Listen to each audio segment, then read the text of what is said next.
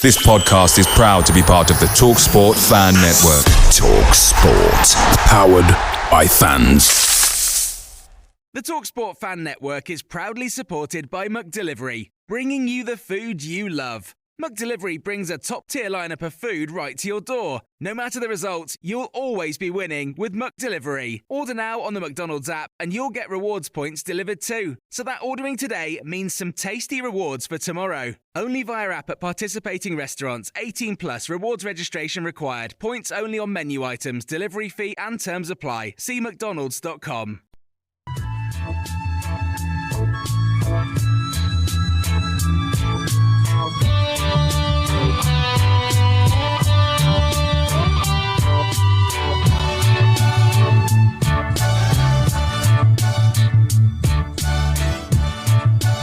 Good evening, everyone, and welcome to the Tilton Talk Show. It's Monday night. We're sponsored by Small Affordable Cars. I'm Paul Hipkiss, and tonight we're joined by Claire Giblin. Good evening. The main man, Chris Browne. Good evening. Alan Watson. Good evening. Mark Adams. Good evening, everyone. And Craig Courtney. Hey, you saved the best till last. Good evening, everyone. Oh, who else is coming on? Wait, what's the sniggering for? I said, who else is coming on? Well, we are saving the best till last, though, aren't we, Paul? We are indeed, yes. Yeah, we are going to be joined by the one and only Harlee Dean around 7 p.m. as well, just in case anyone is tuning in wondering where he is. He's going to be joining us around 7 p.m. But yeah, so a week goes by and we get robbed of 3 points or 2 points at Hull, blatant handball goal, and robbed of a blatant penalty at Millwall, although the performance was much worse than it was last Tuesday. Me personally, I wouldn't have made as many changes on Saturday as what we did from Tuesday night's game. But Claire, you was obviously at Millwall, and give us your thoughts on the Hull game first, and then tell us about your experience at Millwall on Saturday. Yeah, I think everyone was shocked about the whole lineup. I think, we just come off some okay results and, we thought, well, we can go for this. We have to go and win this game. I think the actual changes first half, you could tell they hadn't really played together. I thought we were awful first half. We definitely seem to be a second half team at the moment. We seem to be half asleep. We couldn't string a pass together. I think Browne was superb out of all of them. Yeah. It was crying out for subs to come on. And then he made 4, which was a shock. I think my neighbour knew how I felt. My mum, she was sat next to me. But I think, we go 1-0 down, handball goal, blatant cheating, blatant handball. How the linesman didn't see that, I've got no idea. They were all over us. I think getting a point from Hull is one of our bogey teams. It's one of the teams that we always seem to either do really bad or we end up nicking a goal. So I'll take a draw from them. They are flying at the moment. I think Jukovic coming on, Pritchard ball, that's made for Jukovic. And I think Jukovic has got a really big part to play for the rest of the season as well. I think he's going to be scoring some goals that are going to be really important for us. Yeah. So really happy, 1-1 at Hull, absolutely buzzing. Left my house at 8:15, got on the coach. Took a long time to get there. Didn't get there till 1:30. We stopped for half an hour, so it's mild. It's just Millwall. It was hostile. The atmosphere was great, I've got to admit. They really went for us. The atmosphere was brilliant. They were well up for it. It reminded me of when we've had managers who have played for us, like a Bruce and a Monk, and, they've got Neil Harris, who used to run, kick every ball, header everything. Never, he's Millwall through and through, and I think that's what we miss. I thought first half, we weren't great. They were up for it. You could tell that they were. Second half, we got better. We just lacked that final... It's that final ball. We didn't seem urgent enough. We didn't realise we were playing Millwall. We've got, Miyoshi in the middle, Paik. They didn't seem to realise when you go to Millwall away, you've got to be stronger. Everybody looks stronger than us.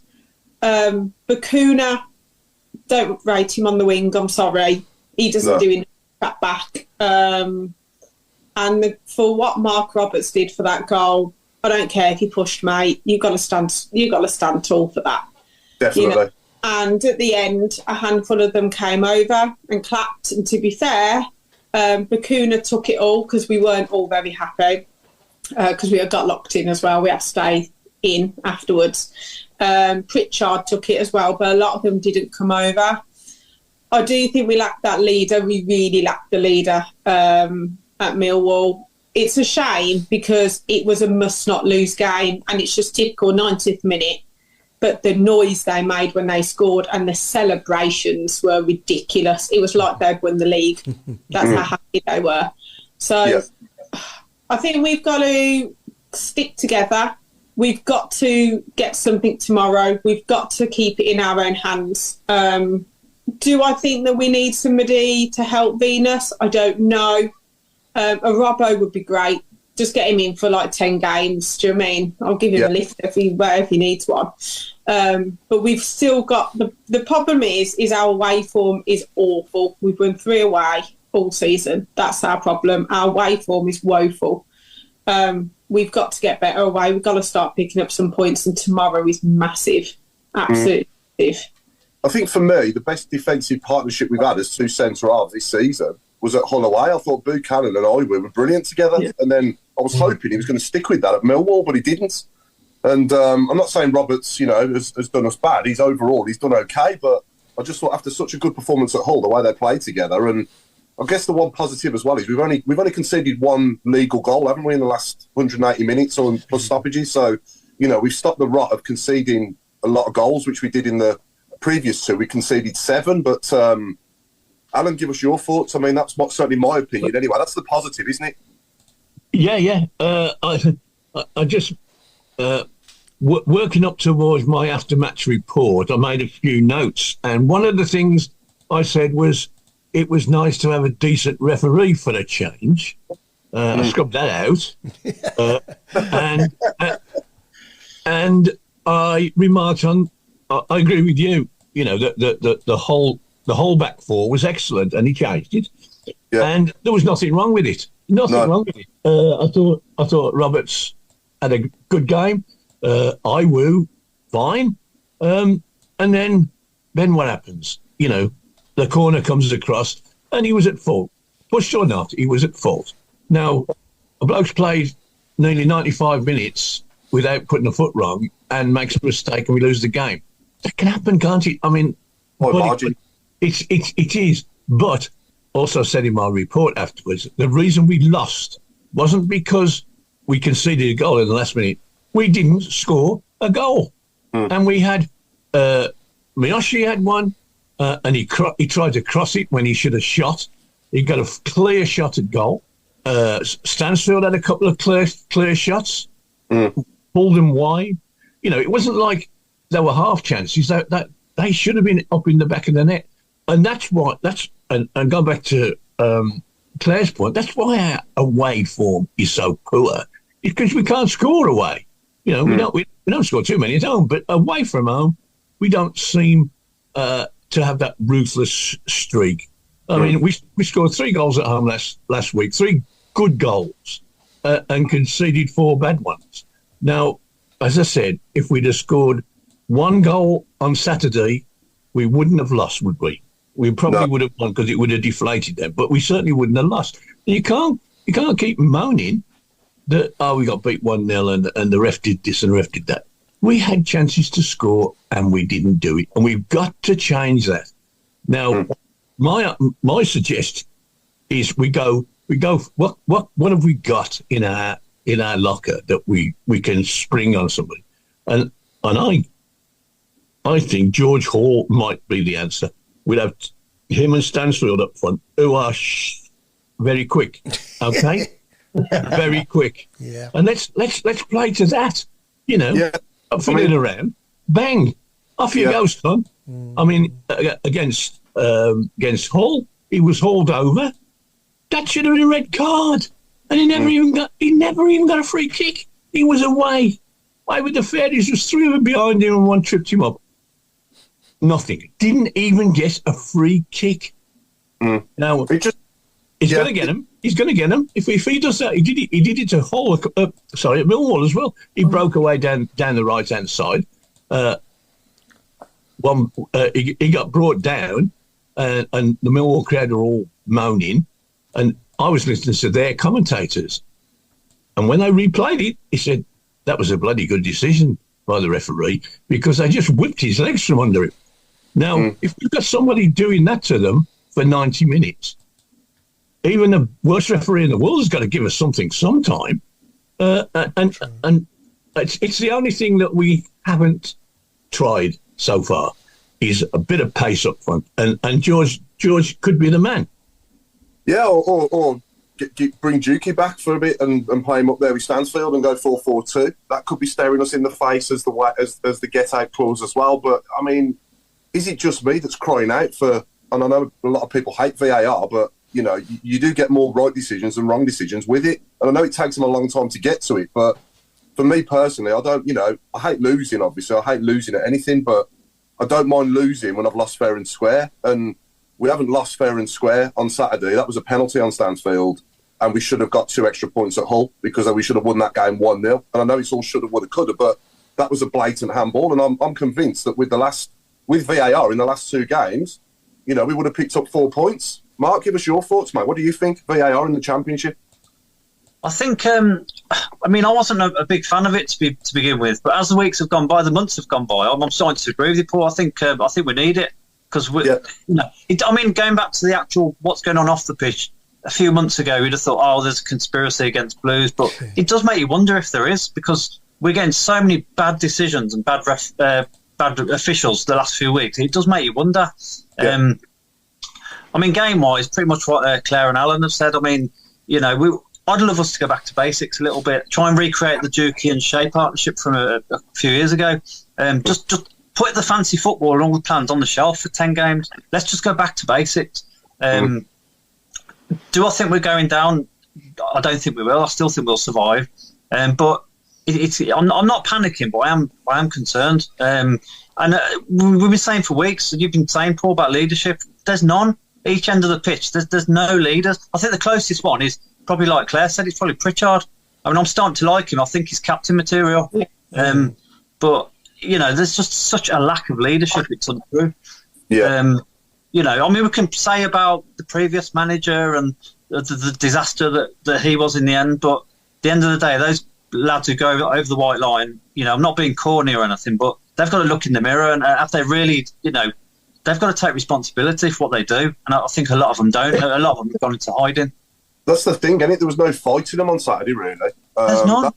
You've got to wear the badge. You're representing yourself first and foremost, and this club and the fans. And they need to show more than what they did on Saturday. That's for sure. They need to that starting tomorrow. It sounds cheesy, but we need warriors. And have we got any on the pitch? Because I don't think there's many warriors at all. They're more like pygmies. Yeah. I thought we were better. I thought we were a bit better in that respect at Hull last Tuesday night. I thought that was better, but we were back to square one again on Saturday at Millwall, weren't we? Of all places to show no fight. And to be honest, Paul, I was shocked by that lineup. To tinker with it like that, I was really surprised because that was a really good point at Hull. But to change it like that, I know it's a squad game and rotation and all the rest of it, but we should have just kept the same lineup to start with. Yeah. Couldn't understand why Laird didn't make an appeal. Well, I didn't understand why he was on the bench, but I equally couldn't understand why when you need to win that game, and somebody who can tear up and down that right-hand side and create something. Nothing against Drame, who played very well, but he doesn't do what Lang does, and become that extra forward. He's. If we play 4-3-3, we play 5-4-4 with him because he's in the line up and down. He's there all the time. So that was a bit of a mystery.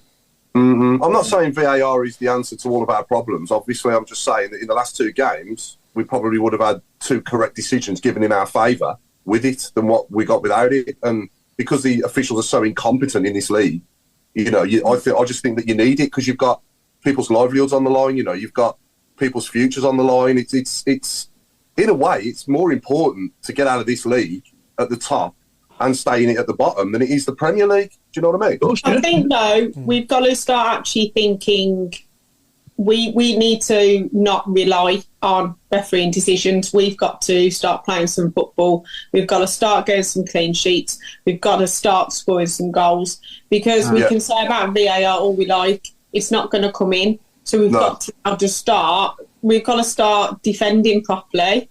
I agree. I think the back four against Hull was good. However, Millwall are a massive side again. They're similar to Ipswich. So I think he probably thought, we'll bring Robertson to help with the height difference because we're not a tall team either. When you've got Pritchard, Miyoshi, Buchanan playing, we're not a tall team at all. So he had to bring in Roberts to play. I was shocked that Laird never came in. But this is the one thing, though. We are never consistent with our lineup.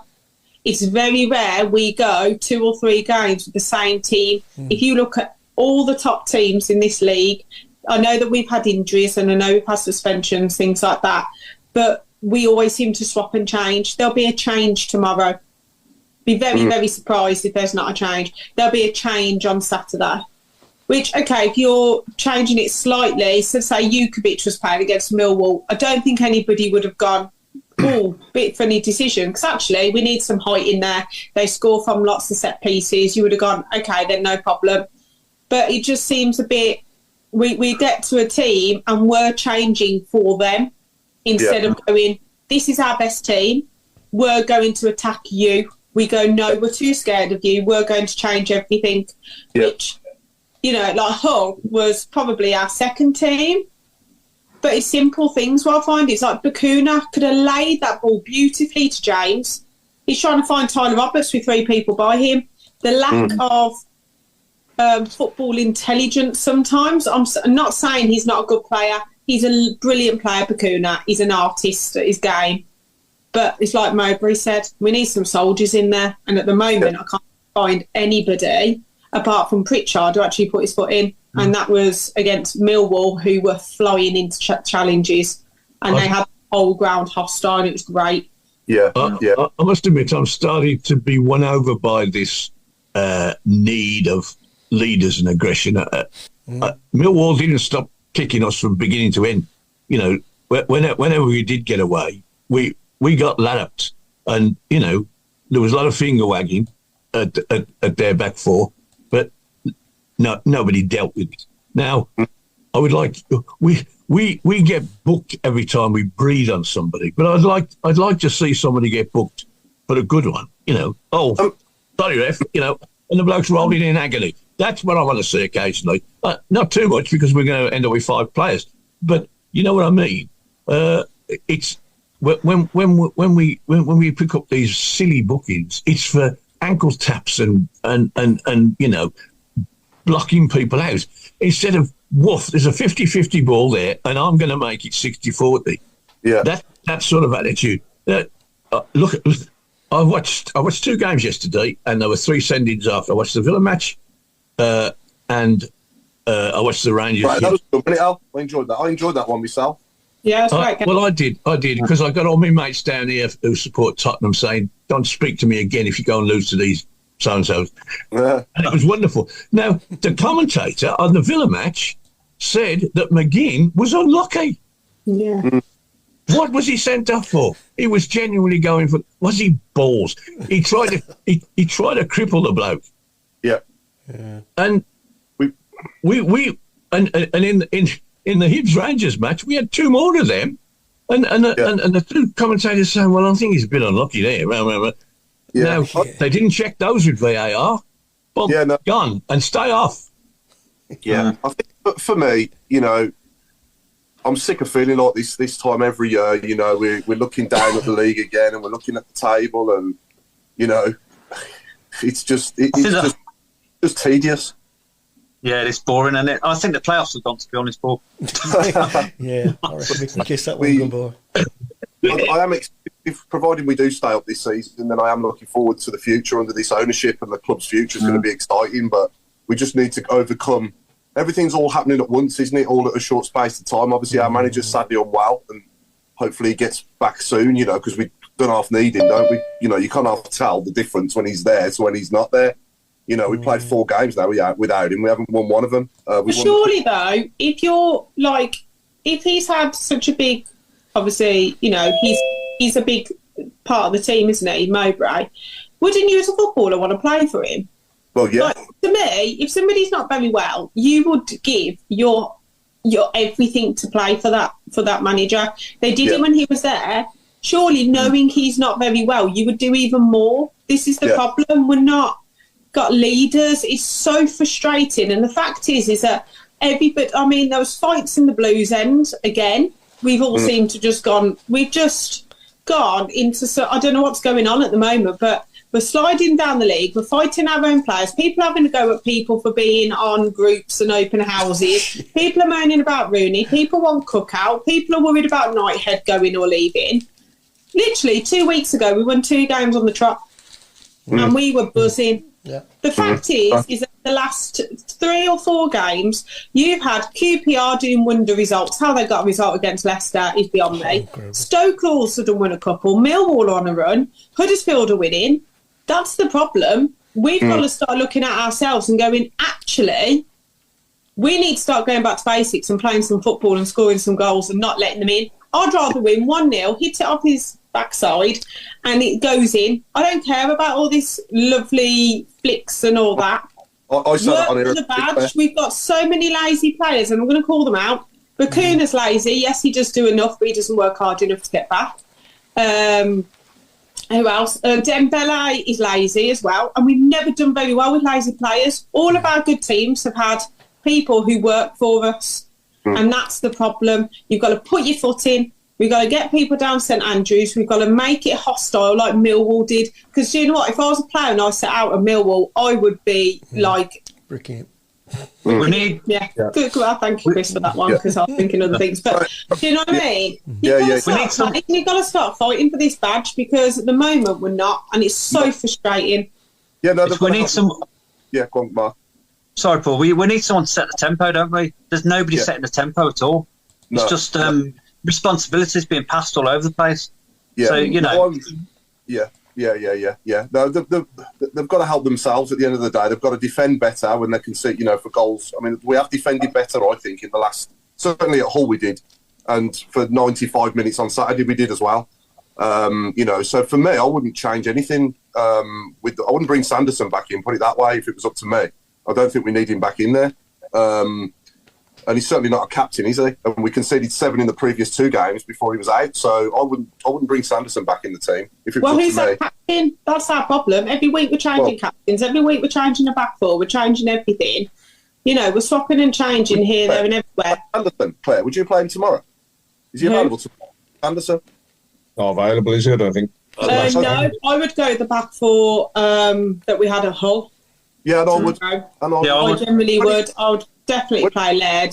As soon as Sanderson's available, though, would you put him back in straight away? No. He's not available. He's got until Saturday as well. It depends. Right, okay. You've got. If it doesn't matter who you are. I know he's not flavour of the month, Sanderson, but 6 months ago he was a gift from God. I mean, we chased him all the way around the West Midlands during the close season, getting him to sign, and everybody was overjoyed when he actually did. And he's played all right, but at the moment he's going through a very bad patch. And the gentleman who's about to come on, that's the first question I'm going to ask him, because he was an expert at having bad patches, and they left him out. And when he come back, it was usually because somebody got injured, or there was no. I mean, he hadn't played any football himself to warrant being selected. But when he got back in that side, he was bloody great. Every time he got left out, he came back and rolled his sleeves. I'll show you so-and-sos. I'm the man. And it doesn't matter whether you're Sanderson or anybody. If you're at the side, I'm going to show you. And the 2 we picked on there, Bakuna Sometimes he does. Sometimes he's left out. He comes in and you'll think that's better. And then other times he'll come back in and he looks like he don't care. The same with Dembele. You know, he'll come on the field and do something really good, and he goes, "Oh, that's better," and then he disappears. He disappears. Anyway, Craig, I was just coming to you, and then you disappeared. Talking of disappearing. Yeah, I know it's great, isn't it? It's a laptop. I was cursing, put it that way. I mean, the thing that I would say across all of this is all the players that are on the pitch, doesn't matter who they are, right? They're all playing ultimately for their job, because even there's the numerous numbers that are out of contract at the end of the season, right? But everybody else that's there is also not safe.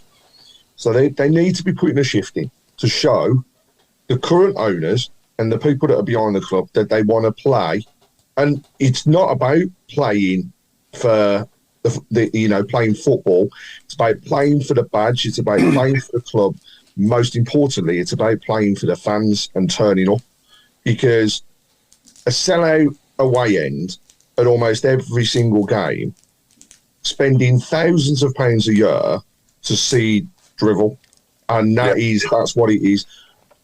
But then we've also got to play our part, because the one thing was on Saturday, the fans stuck behind them. They vented at the end, but they stuck behind them. We've got an opportunity tomorrow and Saturday against teams that, you know, we should be on par with, to be down there supporting, be loud and proud, right? The club have released a great offer. So we've got, 13,000 season ticket holders, I think, or just shy of that, right? Every season ticket holder can buy a ticket for the games, 30 quid for an adult for both games, 10 quid for kids under the age of 11, I want to say, right? There is no reason whatsoever for us not to have near enough full houses. I know it's late for tomorrow, but Saturday should be massive. Not just that, there are so many people at this present moment that are whinging that they can't go and see UB40 because they haven't got a ticket stub and they haven't got a number to go with. Well, guess what? You only need 2 games. Here's your chance. If you're that interested in the club, get off your backsides, get down there tomorrow, get down there on Saturday and back them. Because if we don't back them, they're not going to do anything. We are the 12th man. We're the 12th man throughout, and we can really, do with doing this and getting it done. We can do this, and we can be away from trouble in next to no time if we all stick together. Is the ticket office open till late tonight? And I don't know whether it's open late, but one thing I can say is obviously you can book your tickets online, and it costs. I want to say it's about £1 to get the digital ticket sent through, but it's so easy. And as a season ticket holder, I'll put it out there, right? I'll help anyone if they want tickets. Reach out. I'll help you. And we'll sort it out. As a group of fans, we can make it happen. The club are asking for the help. Let's do it. If the players don't turn up, we have a reason to vent, but don't vent during the game. Vent at the end. I think it's good that they've reacted, and they've done this for the next 2 games, but you've got to give people a bit more notice. And for me personally, I think they should have just done it for the rest of the season, every single home game. It hasn't, I've got to admit, being on the group I was on Monday, I said about doing it more, kids for quid. Yeah. It didn't. The thing with Sunderland was it made more of an impact, but more people brought £32.50 tickets because they didn't want to miss out.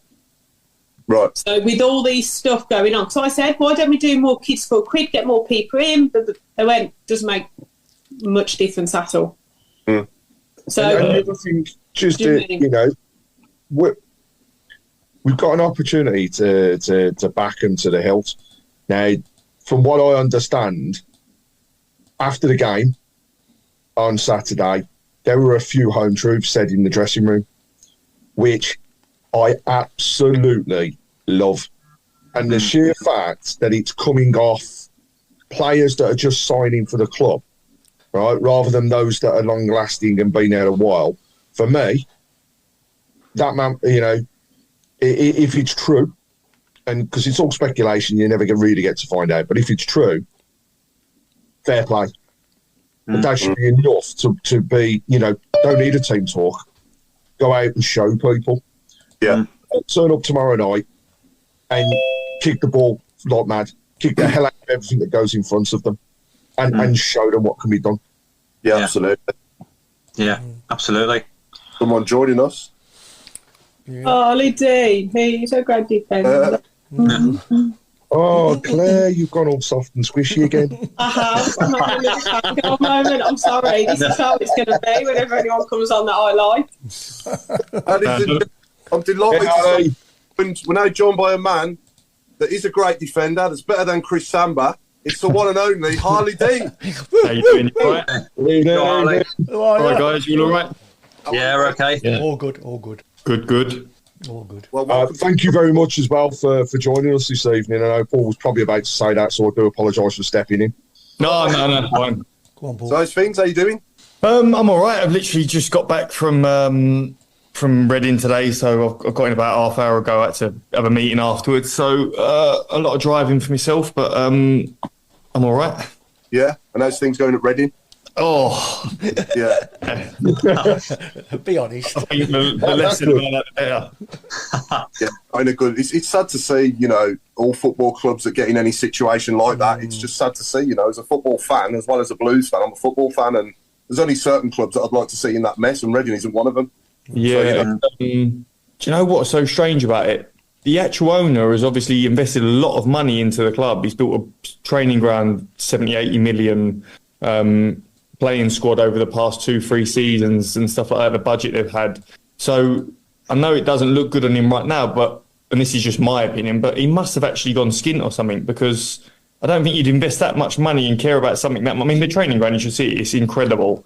Yeah. So I just want to see it burn to the ground. But, I mean, I experienced it at Blues, but that was nothing compared to what this is now at Reading. Reading's a different kettle of fish. Yeah, absolutely, yeah. And let's go back to the start of your time with us then. So, obviously, the last day of the transfer window, 2017, we've got Harry Redknapp, and we have a bit of a trolley dash. And, on the last day, we signed yourself, we signed Hotter, we signed Maxime. We signed you all three of you on the same day, was it? Or was it like within the space of a couple of days? No, do you know what it was? I come first, and Harry went to me, is there anyone else there worth taking? No, he didn't. Did he really? Yeah. And I said, obviously, Max and Yotta. That was our right side of the team, really, at Brentford. And Yotta was actually on his way up to Middlesbrough at the time to sign for Gary Monk, funny enough. And next day they was all there, and we was all back together again. Yeah, and I was there at Norwich when you made your debut as well. I saw you there, Alan, actually. I remember. And I think we had about 6 players making their debut in that game, didn't we? There was yourself, there was obviously Hotter, there was, I think Liam Walsh was in midfield. I remember Walshy, yeah. Lowe, who else? Jason Lowe, Jason Lowe? Yeah, Jason Lowe was in midfield. Yeah, he was in midfield, and we had Sam Gallagher as well up front, didn't we, making his debut? And Jeremy Boger as well, was he making his debut as well, I think? Yeah, I think he might have come off the bench. I'm not sure if he started, but yeah, he was definitely. God, I forgot about him. He was a good player. He was. He was, yeah. If you had him in, never really done it in a match, did he? I think I remember Sheffield United away, he played well, but in training you couldn't get the ball off him. No, yeah. So, but yeah, it's literally this season, isn't it? Your first season not being at Blue since then, isn't it as well? And I guess that ride, obviously, that you was with us, obviously, it must have been a bit of a roller coaster for you. Obviously, signing in 2017 and not leaving for that long, it was ups and downs to say the least, wasn't it, for that period of time? Yeah. Do you know what? If you could go in hindsight, like you always look back and go, I should have stayed at Brentford because I was captain there. They would offer me a new contract, but Brentford come in. Harry Redknapp, I'm a West Ham fan. He wanted to sign me. You see all the signings they've made. Stocky was there, who's been the best goalie in the Championship for my whole time in the Championship so far. And you just thought that's the way to the Premier League, but obviously it wasn't. Brentford got there first. But that's me in hindsight saying I shouldn't have left, but would I have changed it? Now, no, because I love my time there as hard as it was. The relationships I built up, living here, kids are both little brummies now and spell mum with an O. So yes, that's the correct way. Then that's how it should be. Yeah, I wouldn't change it for the world.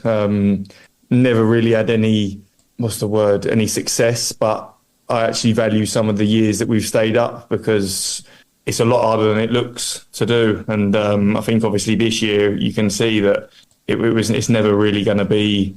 Well, I worry this year because all the old guard that continuously kept us up year after year after year, they're all out of contracts at the end of this season. Yeah. So does it mean as much? And that's not questioning their professionalism because I think they'll do it for themselves regardless. But looking at how tight that is down the bottom now, this is the most worried I've been, and obviously I'm not playing there. So yeah. And in that time you was with us, it was 7 managers that you played for, I think it was, wasn't it? So there was Harry, what was it like going from Harry to Steve Cottrell in that period of time? Obviously I was so excited when we got Harry as our permanent manager, and then you've just signed, and obviously, we've attracted the likes of Hotter and Stockdale, and with all due respect to Steve Cottrell, I doubt he would have done that. So what was it like from Harry to... I think I got about 9 days with Harry. I think that was it. Yeah. Oh, really? Yeah. And I'm pretty sure them 9 days we had 3 games in a week. I think we played Preston, Norwich and Leeds. Yeah. And Leeds away, was it Leeds away? Yeah, it was Leeds away. And I think we lost 2-1, but we played well. Norwich away, can't remember the score. I think we lost 1-0. Yeah, we lost 1-0 and we didn't do bad again.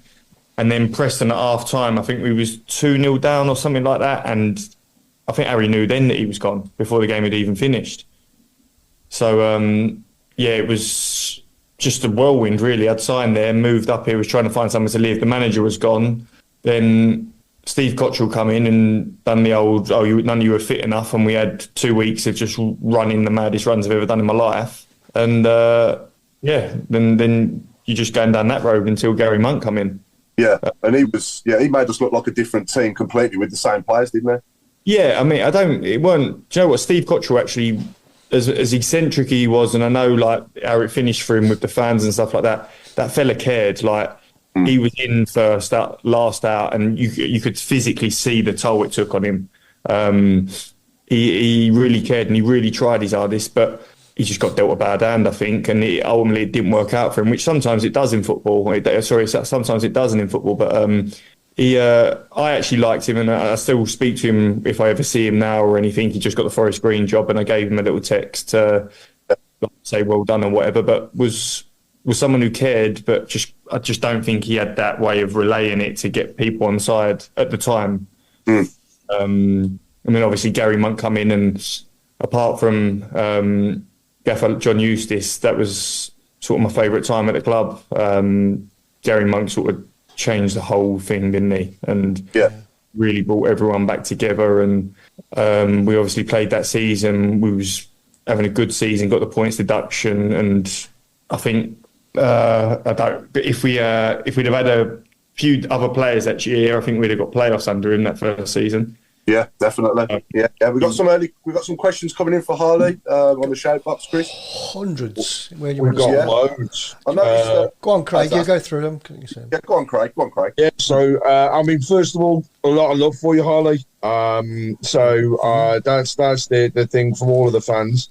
A lot of thank yous for your time at the club, but also some of the standout performances, especially with the goals in that particular season where arguably without your goals, we actually probably wouldn't have stayed in the league. So there's a lot of love for those. One of them you've already answered, I think, which was from John Chapman. He said, do you actually still love the Blues and do you miss being there? And I think I've already heard yes. So there's an answer to that one. Yeah. I wish I was still there, 100%. And I thought I was going to be. I thought there was...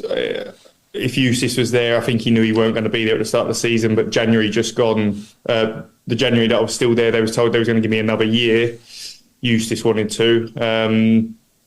And then I think got to the end of the season, I think he knew the writing was on the wall, so unfortunately it didn't happen. But I'd go back there in an heartbeat. Loved it, loved the lads still, seeing them all Wednesday, so obviously still live here and that, and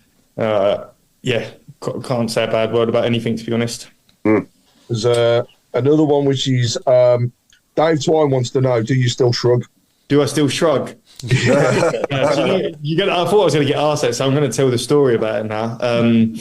I had no reason to do that other than, I'm not even going to say his name, I'm just going to say his nickname. He's a sports therapist at the club. He's called Egg. And before the game, he went to me, I'd always go and get my calves and hamstrings rubbed before the game. And he went, if you score tonight, you got to do the shrug celebration after Karanka. And I was just like, yeah, all right. And it must have just stuck in my head because normally when I score, you see me, my eyes go wide open and it's like I don't score that often, so I'm like off running and whatever. And it must have just stuck in my head because I've just ran away from everyone and just stood there. And bearing in mind, there was no one in the stand, was there? So I'm just standing there doing that thing. And then afterwards, I just realised what I'd done and how big it sort of... Then someone sent me a GIF that had been made into a GIF and I was thinking...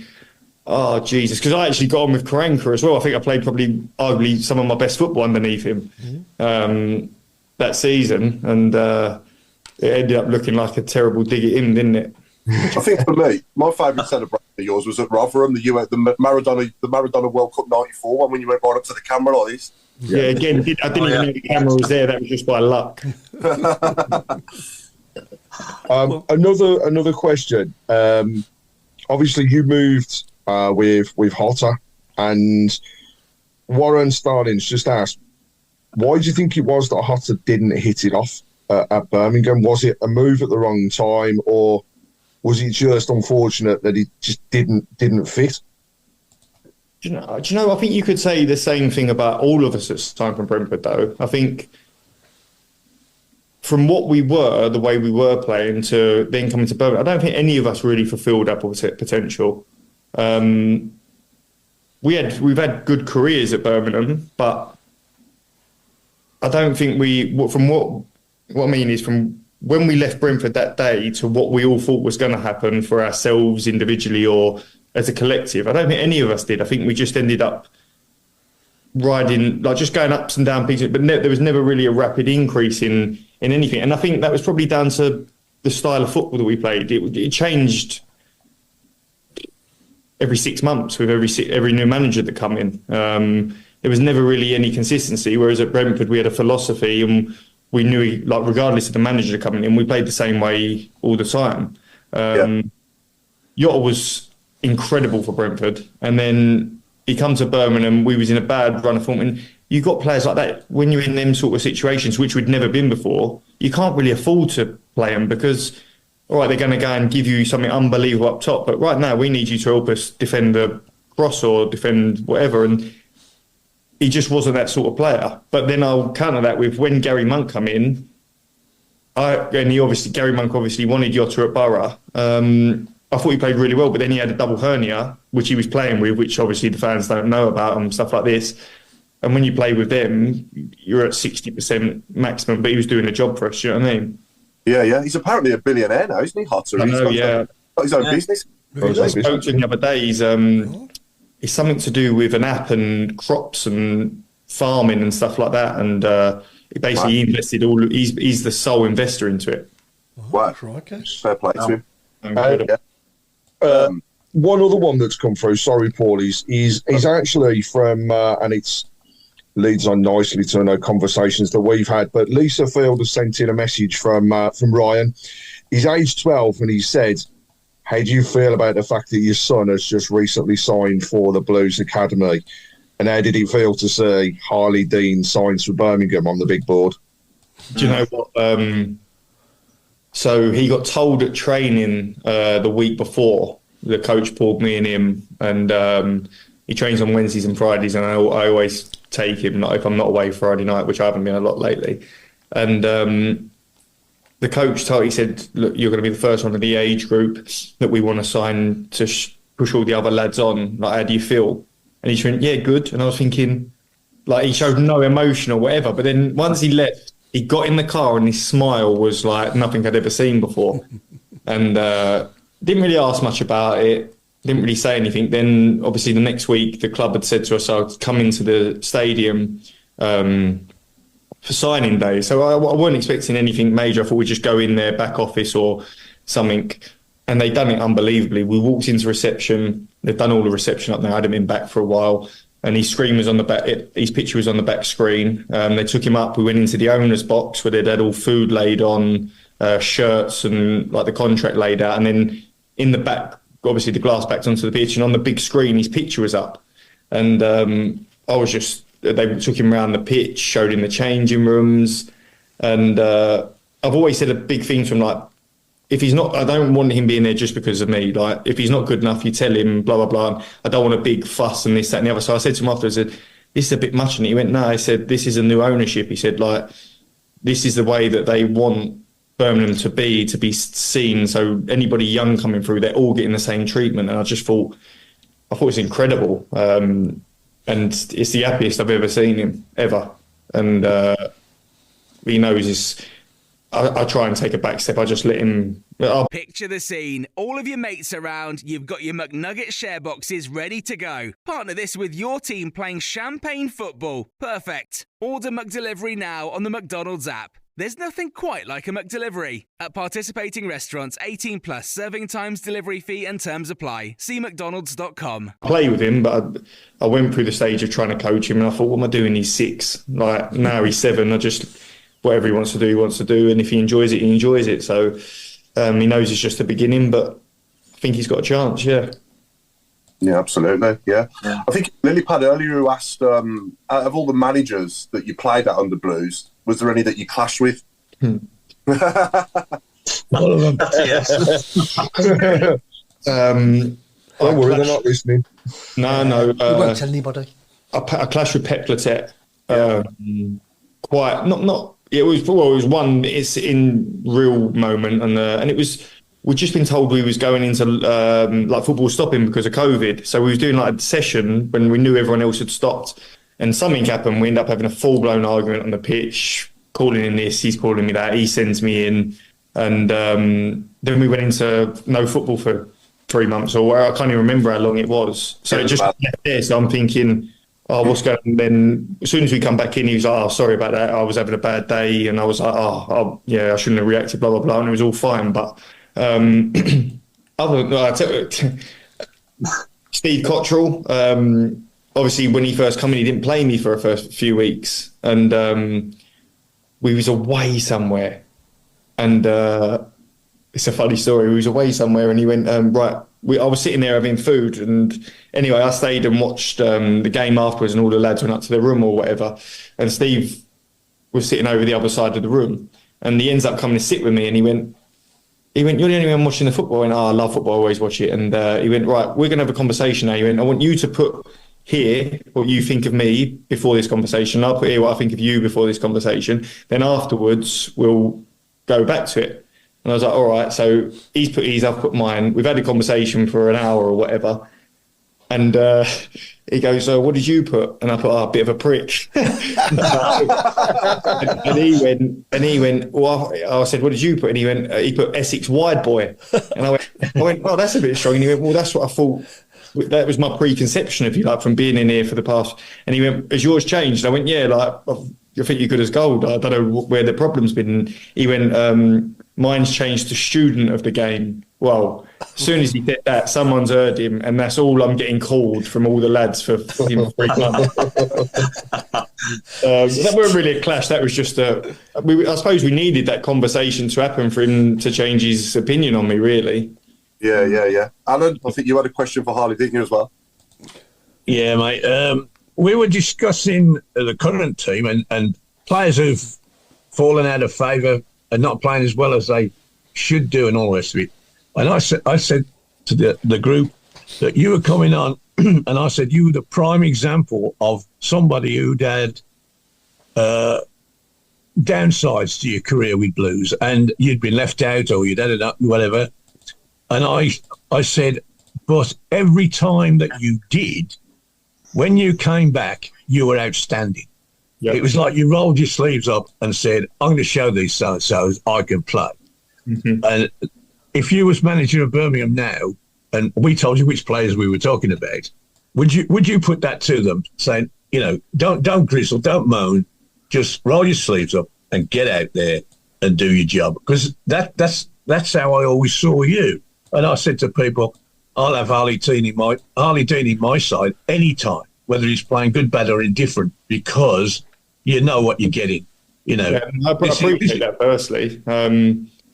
The one thing I think I obviously got touted with was that I'd start well, go poorly, end well. But I think that's Birmingham, though. Is that not how my whole time? Is that not how the seasons went? You have a good start, everyone gets hope, then we drop off, and then when it becomes, oh shit, it's the fan, we'll come out of it somehow, and someone's got to come out of it looking well. I think there's always been scapegoats as well. For me, it was Groundsy. I think Robbo's had his time with one. I even remember a bit last year, people getting on Big Dukey's back, and I think that fella is the epitome of Birmingham for me. Like, I don't know. Obviously, I didn't hear who he was talking about in the current crop. We're talking about them all. To be honest, we've all got people who we pick on. It's his fault because he's not doing this. You know, that's football. Everyone's got their own opinions, and that's I suppose it's how they deal with them opinions if they are listening to them. I think that's what this relates to. Sort of what I said at the beginning of the show. This is why I'm more worried this year, because the older ones you've always relied on, they're not going to be there necessarily next year. I think they're out of contracts and stuff like this. So then you're relying on your Dion's, who's a proper lad, who's a fighter. I imagine Big John might have another year. I'm not too sure, but he's not going to let no one muck about. But then you've got a lot of new lads that I don't know that have just signed this year, and I don't know their characters. I don't know what they're like. I don't know how driven, how determined they are, if they know the severity of the situation. So from being on the outside, it's quite hard to sort of say anything about the current crop now, because I don't know that many of them. But the ones I do know, I know that they will be showing the importance to everyone, rolling their sleeves up and doing it daily in training. Well, it's interesting, Harlee, that you said that, because Dion is one of the ones that is at the moment getting a bit of stick. Right. You know, he's not playing his best. He's not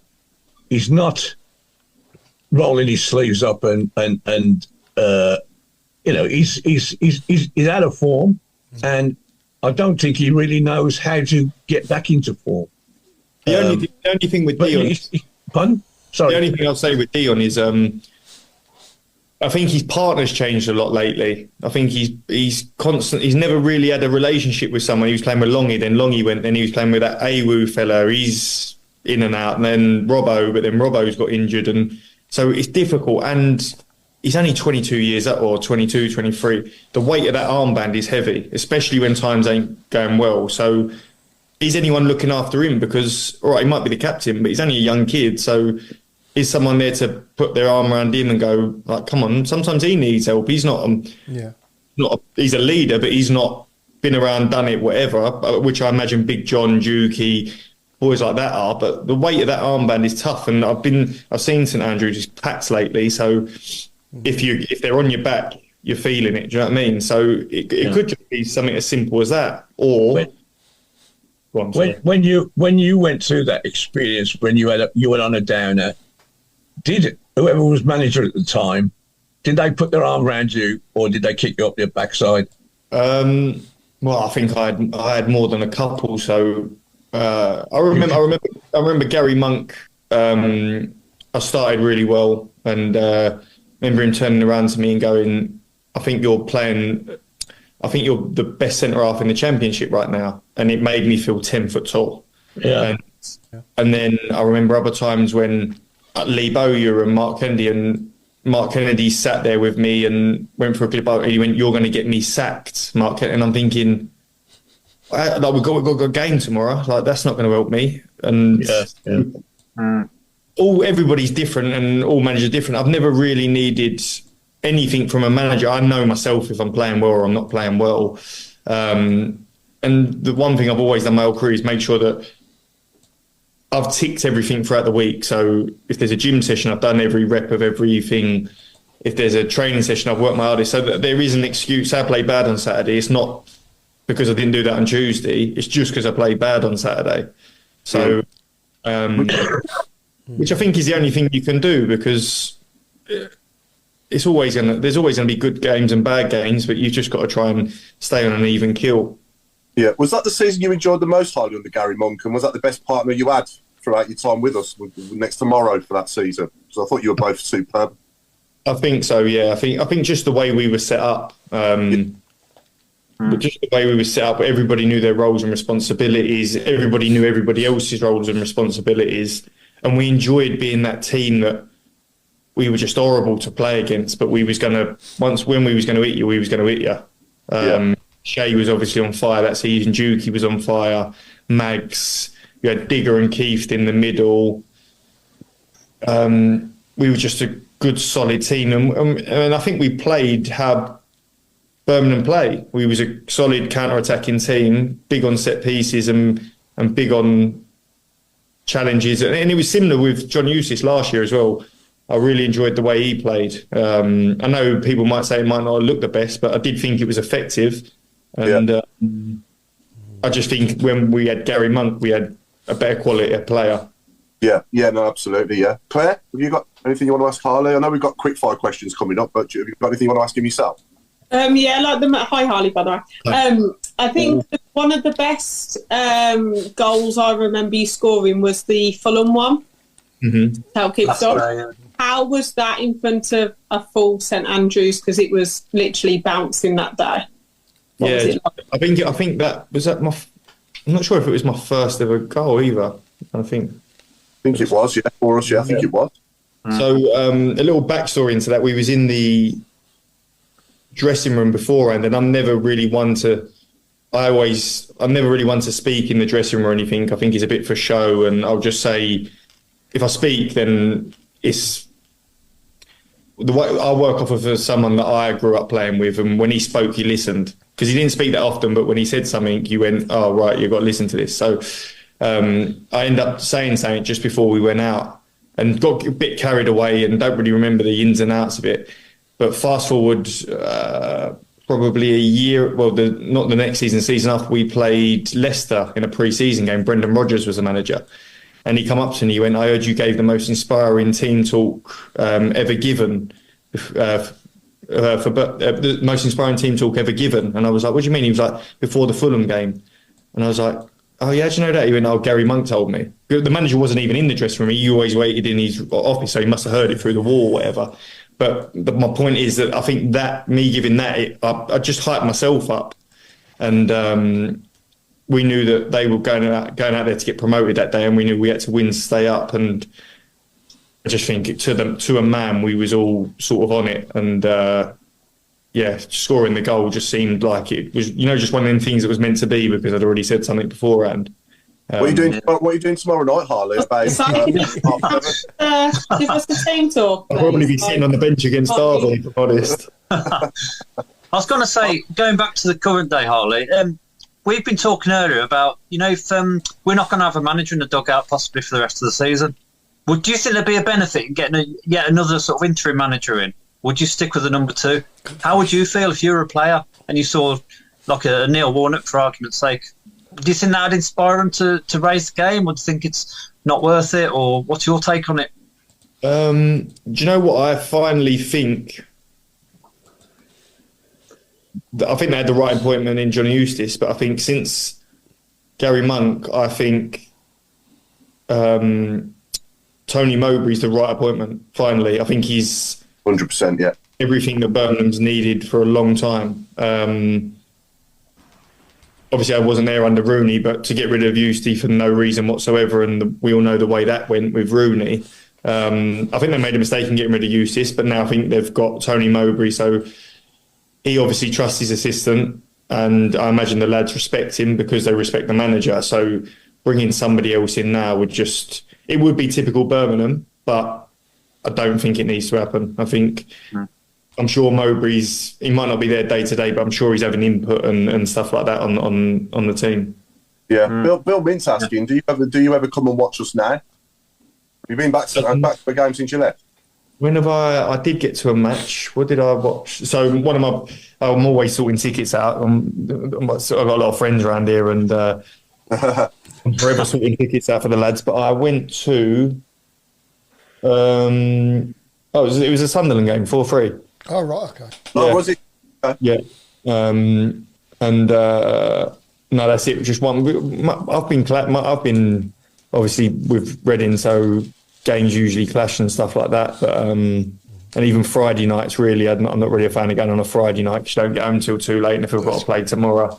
But I watch them whenever I can on the TV and stuff like that, and obviously still got a massive interest in them. Mainly because I've got a lot of friends there.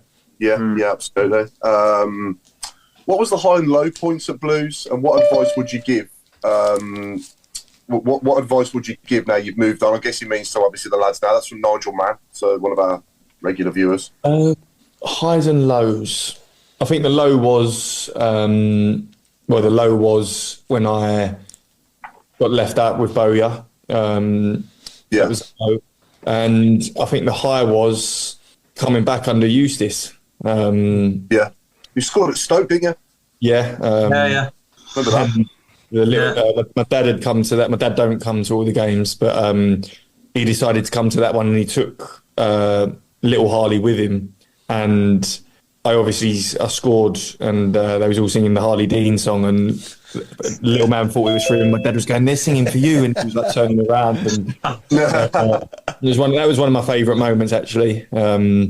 That whole game, I just loved everything about that game. I think them and the advice of the current crop now is just got to buckle up, because it's going to be a ride for these 9 games. You've just got to try, and I'm not too sure of the fixtures and stuff like that, but I've never seen it tight as it is down the bottom now. So just listen to the likes of Dukey, Evers, Big John, Robbo, because they've been there, done it, and they know what's needed. Do you know what I mean? Yeah, 100%, definitely. Ian Clayton's asking, I'll follow on this question as well with another question. So how good can Scott Hogan be? And do you actually think, he's just said how good can Scott Hogan be, but I'll also add to that, do you still think he could do a job for us now as well? Because we are lacking goals. 100%, but that's football, isn't it? Like, it's like saying that about Dukey. Do you think he can still do a job? But he proves every time he gets a chance he can still do a job. Scotty is probably one of the best finishers I've ever played with, but he's just got that thing about him that just makes people think that he's not asked. He's got that demeanour, that moping sort of, but it's just the way he is. Like, you speak to his missus, he's like that with her. It's not, that's just his... He's quite laid back, is he? Quite a laid back character. Yeah, he's the most laid. I've known him for, 10 years now, and we're all family, the friends of family and stuff like that, and he's just a laid back person. Like, I don't care or whatever, but that's just, he needs to be himself for him to produce, if that makes sense. Yeah. The minute he starts getting on his own back is when you see him miss chances that you expect him to score. I'm not too sure. Like, I know he's not getting the rub of the green. I know he's not involved and stuff like that, but that could be political, contracts, etc. So I don't know much about that. But at the same time, I think you've got the boy up top, Stansfield, who's having a real good season. So sometimes you're just down the pecking order. Yeah, definitely. Do you remember scoring in this shirt, by the way, at QPR, in that mad 4-3 game? Yeah, out of absolutely nowhere, just jumped up free header. Yeah, that was a crazy game. And Campbell saved the penalty, didn't he, in the last minute? Yeah, I think we 3-0 up, and then I remember 3-1, the ball was down the left-hand side, and I think I kicked it out for a corner instead of a throw-in. And I was like, well, I didn't mean to do it, obviously, and then they scored, and I was like, oh no, got in at half-time, and Gary Monk was like, great first half, but what happened there? And I was just thinking...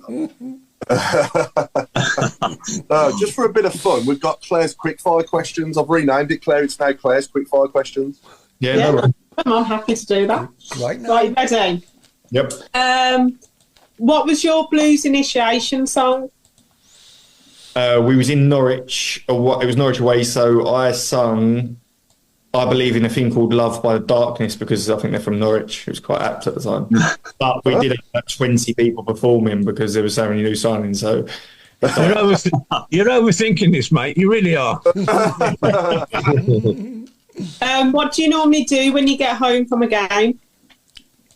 When I get home from a game, well, if it's a day game, like at 3 o'clock, I'm just with the kids until they go to bed, and that's sort of malarkey. But if it's a night game, I usually sit and stare at the ceiling for about 3 hours. What's with the people who you played with? What would be your five-a-side team? From Birmingham. Yeah. Well, I've already said it. I have to go Jeremy Boga then because he was incredible in five-a-sides. Dan Crowley was incredible in five-a-sides as well. Useless in 11, but incredible in 5. Jay Adams. So that's 3. I'd put Maxine Collin in there just because he was a jack of all trades. Goalie, I would put Pushak. Donald Truman. Oh, right, okay. Would you? Yeah, a very good shot stopper, and five-a-side, he could play with his feet. Yeah, I'd go him. Good call. Nice, yeah. Shocked about Truman. Is that 5? Have I done 5 there? I think so. Yeah. Who's the best player you've played against? Probably the year it was Chelsea, so it was Hazard, Willian, and Fernando Torres. Yeah, them 3, they just run to each other everywhere. Relays. Who's the best player you played with? It's easy. I'm going to say Jude, but he wasn't the best player I played with at the time. He's the best player I played with now because he's the best player in the world. Yeah. The best player individual season was Alan Judge for Brentford. One season, he was the best thing I've ever seen. Could do everything. And then he got his leg broken off. And on the last game, like 2 games before the end of the season or something. Could you see Jude? Sorry, Claire. Could you see Jude going on to do what he's doing now? In that, if you went back to 2020 now, and someone said to you, he's going to be playing for Real Madrid in 2024 and absolutely bossing it in Zidane's shirt, would you have believed that, or do you think it would have took him a bit longer? I think it is unbelievable. I mean, I knew the kid was unreal and the best player daily in training, and you knew he was going to go and have an amazing career. But I think it just shows how strong his mindset and character is. I just listened to Ole Gunnar Solskjaer's podcast, and he tells a story about having Jude in the building. Yeah. He knew he was going Dortmund. Yeah. I mean, he knew his plan. He knew he was doing Dortmund. He knew he was going Real Madrid, and some people are just different, and he's different. Yeah, definitely. Sorry, Claire. No, it's okay. One game from your career that you would love to go back to and relive? I think that Stoke game. That last Stoke game for Birmingham, but Stoke away, I think. Obviously scoring. I pulled my calf about 10 minutes into that as well. And I knew that I was going to be out for a little while afterwards. And it was just one of them games that everything went right for me. I just think I played well, then the weather changed, and I loved that weather, and a little boy being in the crowd, my dad being in the crowd. And that was up there with one of my favourite of the games for Blues at. Where was it? What's your favourite away ground? It's got to be Sunderland or Sheffield Wednesday. And I'm only saying that from when I was on loan at Sheffield Wednesday, because we played them in the playoffs, and we played obviously Sunderland away, and I played at Wembley, and it was twice the atmosphere. Yeah, it was incredible. Leeds away is always good. Sheffield United away is always good, but I think based off of that experience for me, it has to be Sunderland. Yeah. And what was your pre-match routine and meal? So what do you normally do before a game? And has it changed over the time? It's changed recently because of Eddie Abdu. I don't know if anyone knows who he is, but it just made me eat boiled eggs all the time. But I used to be, about 10 years ago, I used to be, same thing the night before, chicken and chorizo pasta. I lived with Adam Forshaw. I'd cook it for him. We'd both eat the same thing. And then as you get older, kids get involved. It's just, you know what you've got to eat, you know what's right to eat, and you just eat it at whatever time suits, really. I'm not that. I think if you start thinking too much into all that stuff, you'll end up slipping up somewhere. Yeah. Would you eat at home before? So if you was playing at St Andrews at 3 o'clock on a Saturday, would you have your meal at home before you went to the ground, or would you have it at the ground? Or again, all managers have been different. So sometimes some managers have said pre-match at home. Others have made us go into the stadium for pre-match. So it's changed quite a lot, to be honest. It was always different with every manager. Did you have a preference? Did you prefer eating at home, or did you prefer meeting up together and eating with everyone? I actually preferred meeting up and eating pre-match together, but the only problem was you was then waiting around for 3 hours, and there's nothing to do in the stadium. So you eat, and then you're just waiting around until you end up having your meetings for the games or whatnot. So it is a lot of waiting about. that was my preference, and that was probably a bit of laziness because I didn't want to cook myself as well. And save the washing up as well. Yeah, exactly. Any more, Claire? If you weren't a footballer, what would you have been? This is always a question you get asked. I don't know, I would have probably gone to university. I was applying. I got into football late, so I'd done well in school, and I was applying to go Loughborough and do some sort of sports, something at university. So I'd have been in sports somewhere or the other, I imagine. And the final one, because Paul's just asked it on the shout box. Have you got any superstitions? Yeah, left boot on first, left shin pad on first, then right and right. Who was the funniest player at Blues you ever played with? Well, apart from myself, it's tough. Who was the funniest? I tell you who's funny, who's there now, Christian Bielik. Yeah. But he doesn't mean to be funny, he's just funny, like one of them ones. You'll look at him and he'll just be sitting there daydreaming. He took his 2 front teeth out and he had a big gap in the middle of them. Yeah. And, he'll just make you laugh out of nowhere. David Davis was hilarious. Yeah. Still really close with him now. He's a funny guy, yeah. So probably him. Yeah. He run his heart and soul for us as well, didn't he? To be fair to him. And Craig, obviously, I know that you've asked Harlee to do his 1 to 11, haven't you? I have, but before I go on to that, there's one question that's been texted to me, and it was, how did it feel when you were at the club to have a chairman joining in full kit and wanting to be part of the training that was happening on the pitch? Again, I think that was another reason I got myself in trouble with them all, because obviously as a captain, or I don't know if I was captain at the time or a senior pro or whatever. Do you know what? Even if I went a senior pro, if I see something that I don't like, I'm going to say it, which has got me into trouble a lot of times. And it was bang out of order. Like a lot of things were bang out of order what they were doing, but it ended up getting so ridiculous that we were just used to it. Like he walks in one day with I think it was about $8,000, a bit of Parma ham on this big stick, because Mourinho had just done it for. Someone had just done it for Mourinho at Tottenham, and you're thinking, we're in financial crisis anyway, and you're buying this on club credit cards, and but again, got myself in trouble. But yeah, some of the things I could tell you some stories that I won't tell you, but you just wouldn't believe it. We would. We'll wait for your career to end, and then you can tell us everything. That's You'll be an anonymous book, but you'll know who it's from.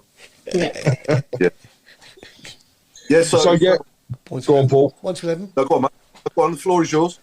I was going to say, so Harlee, I know I've asked you to do your 1 to 11, and we've had it said before how hard it is actually to do this. So over to yourself. So we'll start off, go through the team, and then we'll look at the captain and manager. So go far away then. Who's in goal? In goal is John Ruddy.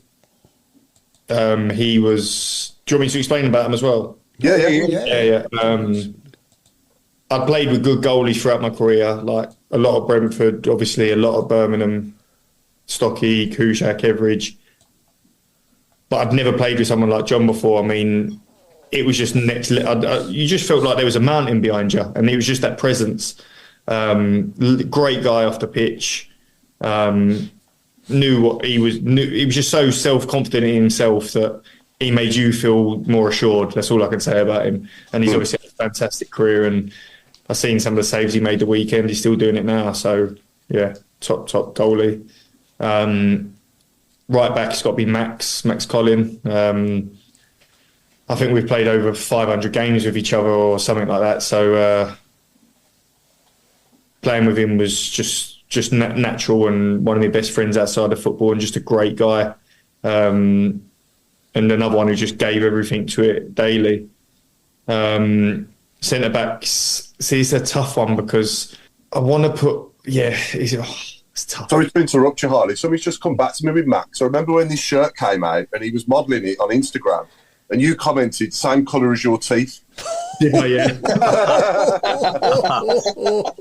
It sounds about something I'd do, to be honest, yeah. But no, well, he's a good looking, isn't he? So, can't moan too much. Centre backs, I'm going to go Morrow and Dion. It's tough. Like, I'd put Robbo in there, but I didn't really play that much with Robbo. I think we only had, it was either me or him that weren't playing. So I'm gonna have to leave Robbo out. But Robbo's got everything. He's fast. He's strong. He's just had a tough time of it. And the two that I picked, I think Morrow, me and him that season we just got it with each other. We just knew what was needed, and we didn't really have to tell each other anything. Like, I knew his weaknesses, he knew mine. I knew his strengths, he knew mine. Probably the only time was when he left me short against Wolves away, and I had to get a red card. But yeah, other than that, it was. I enjoyed playing with him. And Dion, again, I think when me, him, and Trusty played in that back three, especially for the first part of the season before I got injured, I thought it was really solid. I never felt like no one was going to score. And he's a great personality. He's a great kid, and I'm sure he's going to go and have a top career at Blues. Left back, I'm gonna go Jonathan Grounds, but Christian Pedersen was close. But Christian Pedersen was the thickest geezer I've ever met, so I've had to leave him out because he's that thick. He got burgled by his neighbour. That's how thick he is. That's a true story. But Brownsy was just a nice, solid, honest pro. Give everything he could.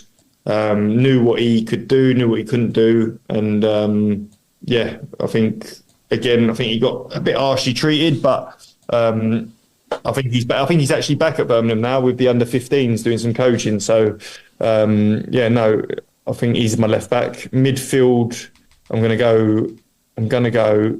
This is tough. It's gonna be like a diamond. So I've got Michael Kieftenbeld, David Davis, Jax Magoma, and Jude Bellingham. Wow, yeah. But I am leaving out Christian Bielik, who I think's a very good centre midfielder. But then for Digger, gave everything to the club, was an unbelievable professional, made me a better professional, made those around him a better professional with his work ethic and stuff like that. Kieft was Kieft. I mean, art on the sleeve, would run for a brick wall, and just a great guy as well. And Mags, I know Mags was a left winger, but what a player. I especially remember that Gary Monk season with him on the left. He was everything that we needed at that time, would give us that outlet, get a goal, but be a dog in defence as well.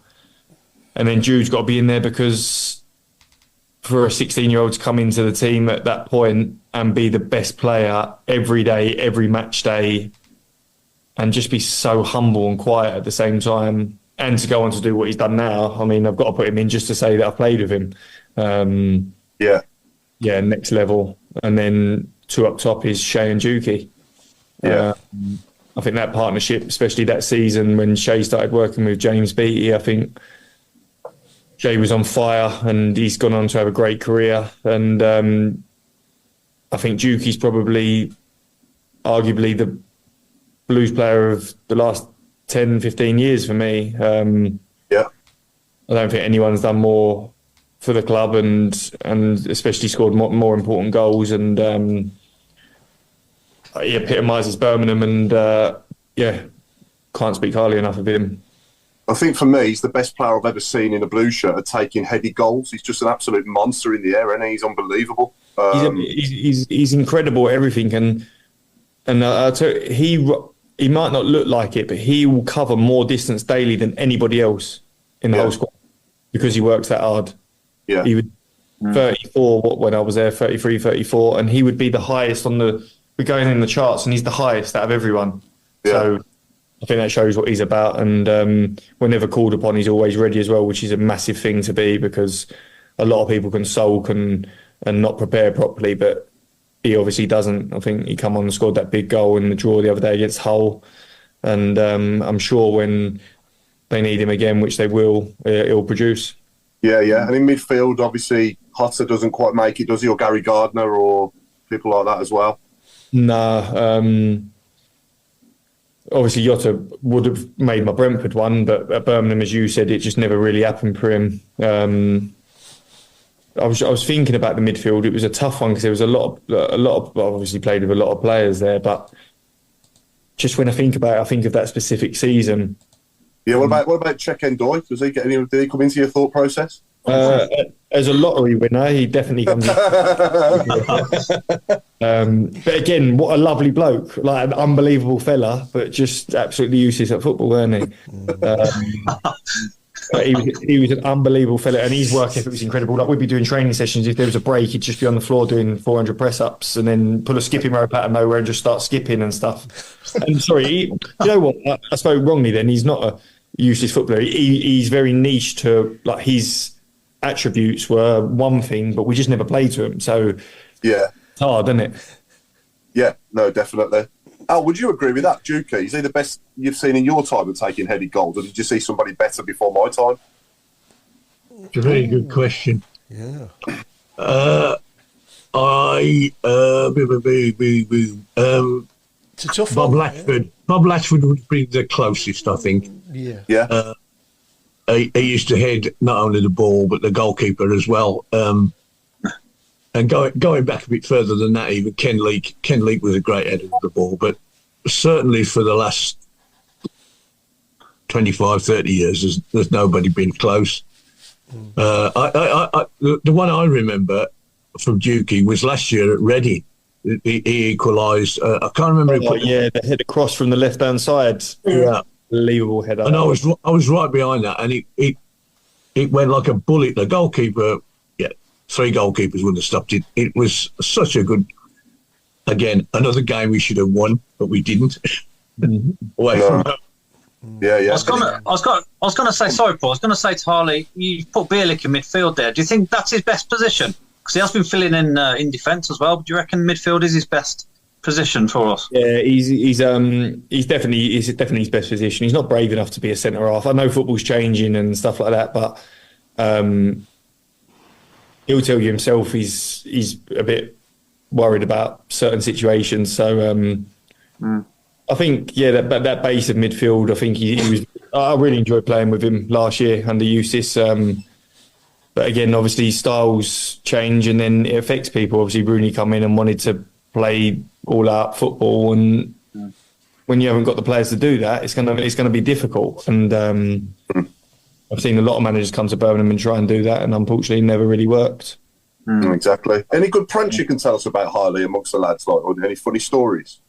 Oh, any stories? You must have played some pranks. You must have cut someone's clothes up or something, I would imagine. Oh, well, the one that comes to mind is when, he's obviously, it don't matter, Craig Gardner. So when he was a player, me and him used to just do a load of pranks on people, and we took one of the masseurs' cars, drove it up to the training pitch, and just covered it in loads of like flour, eggs, and shaving foam. And just had it parked there for when the lads come out to train, and obviously he has to come up and watch training. But it backfired because, long story short, he then went on to clean the car, but then clean the inside of the car out. But we hadn't done anything to the inside of the car, and said that his missus's engagement ring was in the centre console and that we'd lost it. Which we obviously didn't, but we didn't argue with him, and we obviously then had to replace the engagement ring. But, that was one of them. I've got a great one. I got it on video to Dukey actually. Before the changing rooms got done, he used to wear these terrible shoes because one thing about Dukey, he is tight as they come. So he'll wear this same pair of shoes for 10 years. And I just had enough of them. They were annoying me. So he used to put them up in his locker and shut the lid on them. So I've got a load of super glue and I've glued the bottom of them to obviously the locker. So I've got a video, and he goes to take him off for 20 minutes. He's trying to peel these shoes off. He's got another one of the physios, Harry, pull him on. Anyway, they rip him, all the leather comes off and the sole stays there. and it stayed there until they revamped the dressing room. Brilliant. We had a lot of fun times, to be honest. And were you ever brave enough to do anything to Endoy? No one went near him. He used to put this cream on, right? He'd make his own cream up in the changing room, and I sat next to him in the change. And once he put this cream on, there'd be a 10-foot radius around him. It stunk. I couldn't tell you what it was. It was It was the worst thing you've ever smelt, but like he covered himself in it, and like no one went near him. It was like horse manure mixed with petrol mixed with. It was disgusting. I want some of that. But yeah, you wouldn't want to meet him in a dark alley, would you? Claire, anything else you want to ask? How's it in Bromsgrove? I used to go to the pub by your house. Oh, really? No, we love it here. As I said, kids are Brummies, so this is home now. I don't think we'll ever leave. I don't think we'll ever go back down south. And no, we enjoy it. I think it's so much nicer. I think the further you go north, the nicer the people get, to be honest. And down south, it's just too fast paced now. I've been used to this sort of laid back lifestyle a little bit. So no, I think this is home now for us, and we love it. That's good. And apart from the Blues, if you had to sign for somebody, who would you sign for? Like next in your career, say Reading didn't work out. Oh, I'd sign somewhere local so I don't have to drive down to Reading every day. Bromsgrove Rovers. Who's round the corner? Solihull Moors. What about Cambridge? What about Cambridge? Get the Morrow partnership going again? Oh yeah, back with Gary. I'd do that in an heartbeat, but it's getting a bit of driving, isn't it? Crikey, you don't want to go far, do you? Sorry? You don't want to go far, do you? No. Bromsgrove Rovers. I know. I haven't thought about it, to be honest. I've got another year. Shrewsbury. Alvechurch is just down the road from me, so might go and see if they need it. It's a nice little setup there. We've got a great question here from Martin Swinsko. You're the manager tomorrow night, Harlee. What would you say to the boys before they go out? What would I say to the boys before they go out? I'd just say don't give them an inch. Just be all over them.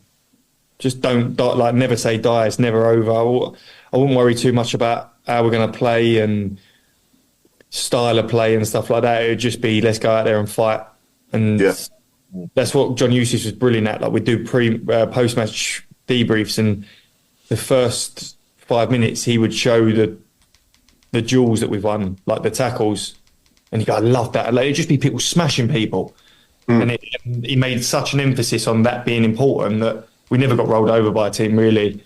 I think football's going away from that for me. I think it's all tippy-tappy now and a lot more tactical, and the championship's the championship. Do you know what I mean? You just got to roll your sleeves up, have a fight, be good on set pieces, and like, I'd love to watch the Millwall Birmingham game the weekend. I know you obviously got beat, but I imagine that was a proper old school championship match looking at it. Yeah.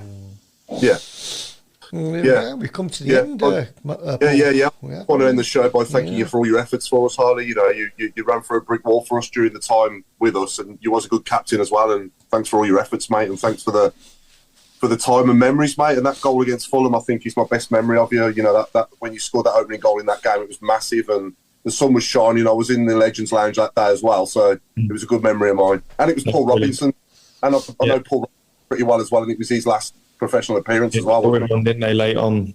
Yeah. Robbo's a great guy as well. Again, that's what I was going to say. Like, who's probably all of your guys in the last 10 years, your favourite Blues player? Like, that's I'm relating that to Juki and people like that. I mean, the most important for me is Juki, but you lot support in different ways.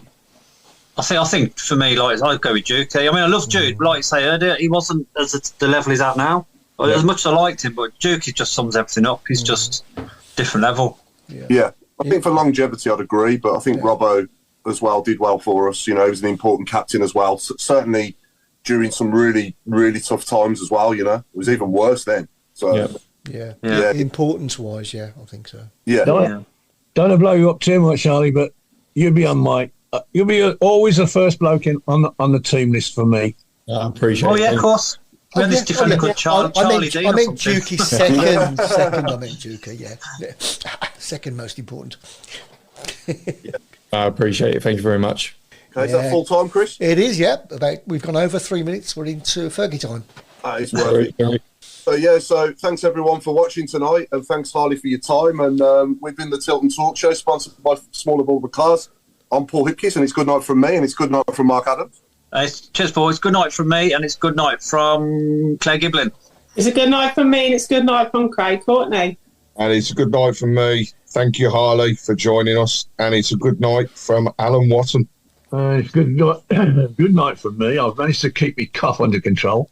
And it's a good night from Chris Browne. And it's a good night from me, and it's a good night from Harlee.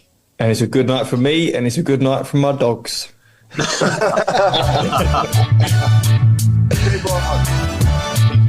you. Cheers, Harlee. He never gives the ball. Thanks a lot, guys. See you all later. Cheers, mate. Yeah. Cheers. Yeah. Mark, you feel as though you got a friend yet? You know what? I wanted to ask Harlee. I could get a season ticket holder. I could get him a ticket for 30 quid for 2 games. What do you reckon? What are you going to ask for a shirt or memorabilia or something? The night is still young, there. You've told him where he lives now. He's in trouble. He's going to verbally out. Everything. I've just noticed, where's Mark Meredith? Who? Vegas. You know that American fella that comes on now and again?